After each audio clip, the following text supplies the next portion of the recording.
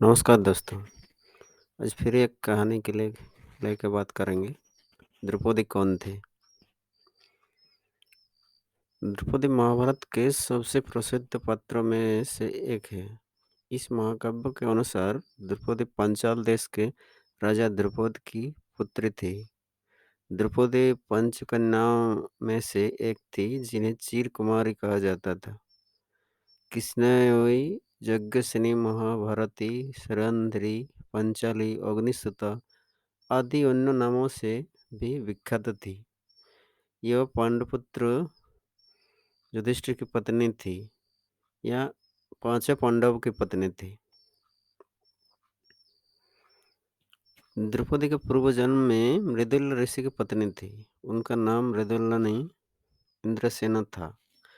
उनके पति की अल्पायु में मृत्यु उपरांत उसने पति पाने की कामना से तपस्या की। शंकर ने प्रसन्न होकर उसे वर देने की इच्छा की। उसने शंकर से 5 बार कहा कि यह सर्वगुण संपन्न पति चाहती है। शंकर ने कहा कि उसे 5 गुणों से भरा पति मिलेगा, क्योंकि उसने पति पाने का कामना 5 बार दोहराई गई थी।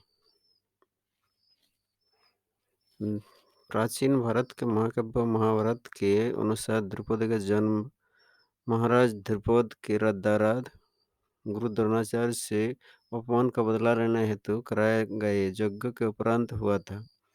जब पांडव तथा कौरव राजकुमार की शिक्षा पूर्व हो गई तो उन्होंने द्रोणाचार्य को गुरु दक्षिणा देनी चाहिए। द्रोणाचार्य को द्रुपद के द्वारा किए गए अपने अपमान का स्मरण हुआ और उन्होंने राजकुमारों से कहा, राजकुमारों, यदि तुम गुरु दक्षिणा देना ही चाहते हो तो पंचाल नरेश द्रुपद को बंदी बनाकर मेरे समक्ष प्रस्तुत करो। वही तुम लोगों की गुरु दक्षिणा होगी। गुरुदेव के इस प्रकार करने पर समस्त राजकुमार अपने अपने अस्त्र शस्त्र लेकर पांचाल देश की ओर चले।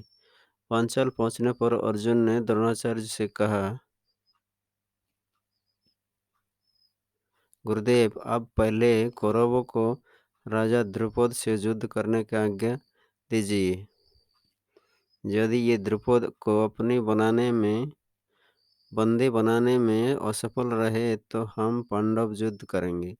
गुरु की आज्ञा मिलने पर दुर्योधन के नेतृत्व में कौरवों का पांचाल पर आक्रमण कर दिया। दोनों पक्ष के मध्य भयंकर युद्ध होने लगा, किंतु अंत में कौरव परास्त होकर भाग निकले। द्रौपदी को पलायन करते देख कौरव को पलायन करते देख पांडवों ने आक्रमण आरंभ कर दिया। भीमसेन तथा अर्जुन के पराक्रम के समक्ष पंचाल नरेश की सेना हार गई। अर्जुन ने आगे बढ़कर द्रुपद को बंदी बना लिया और गुरु द्रोणाचार्य के समक्ष ले आए।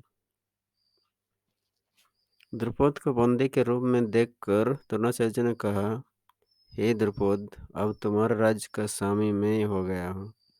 मैं तो तुम्हें अपना मित्र समझकर तुम्हारे पास आया था, किंतु तुमने मुझे अपना मित्र स्वीकार नहीं किया था। अब बताओ, क्या तुम मेरी मित्रता स्वीकार करते हो? द्रुपद ने लज्जा से सिर झुका किया और अपने भूल के क्षमा याचना करते हुए बोले, हे द्रोण, आपको अपना मित्र न मानना मेरी भूल थी और उसके लिए आप मेरे हृदय में पश्चाताप है। मैं तथा मेरा राज्य दोनों ही अब आपके अधीन है। अब आपकी जो इच्छा हो करें। द्रोणाचार्य ने कहा, तुमने कहा था कि मित्रता समान वर्ग के लोगों में होती है, अतः मैं तुमसे बराबरी का मित्र भाव रखने के लिए तुम्हें तुम्हारा आधा राज्य लौटा रहा हूँ। इतना कहकर द्रोणाचार्य ने गंगा नदी के दक्षिण तट का राज्य द्रुपद को सौंप दिया और शेष को स्वयं रख लिया। गुरु द्रोण से पराजित होने के उपरांत महाराज द्रुपद अत्यंत लज्जित हुए और उन्हें किसी प्रकार से नीचा दिखाने का उपाय सोचने लगे। इसी चिंता में एक बार ये घूमते हुए कल्याणी नगर के ब्राह्मण की बस्ती में जा पहुँचे। वहाँ उनकी भेंट जज तथा उपजज नामक महान कर्मकांडी ब्राह्मण भाइयों से हुई। राजा ध्रुपद ने उसकी सेवा करके उन्हें प्रसन्न कर लिया एवं उन्हें द्रोणाचार्य के मारने का उपाय पूछा। उसने पूछने पर बड़े भाई जज ने कहा, इसके लिए आप एक विशाल यज्ञ का आयोजन करके अग्निदेव को प्रसन्न कीजिए, जिससे कि ये आपको ये महान बलशाली पुत्र का वरदान दे देंगे। महाराज ने जज और उपजज से उनके कहे अनुसार यज्ञ करवाया।